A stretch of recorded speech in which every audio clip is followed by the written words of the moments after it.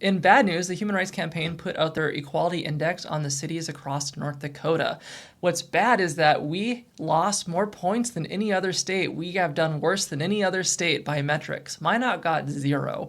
Some folks were confused and thought this was like a voluntary survey, but it was analysis of cities across the state, and we did not do well. I am a little confused, honestly, about the metrics. I think what ended up happening is we got a lot of positive scores from Biden administration policies that trickle down to us, and we don't have them now within Trump administration policies, but they measured everyone through the same metric, so even if that's true, other states and cities didn't do as badly as us.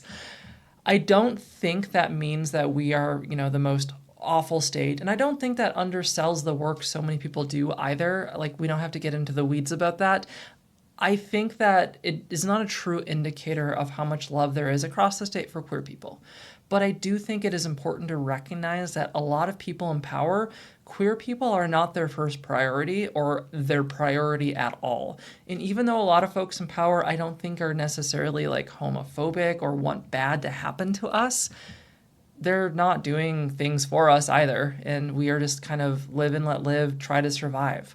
So I think it's important to look head on at this story to understand it's probably real. Like, it is probably real in terms of the policies that we're dealing with in this state. That doesn't mean we can't make it better, and it doesn't mean that people don't care, but it's hard. It is hard to be queer in North Dakota, and you can sugarcoat that as much as you want, but this is a very clear analytical process that shows that, yes, it's rough to be queer here, and we can use a lot more support for our queer populations in this state.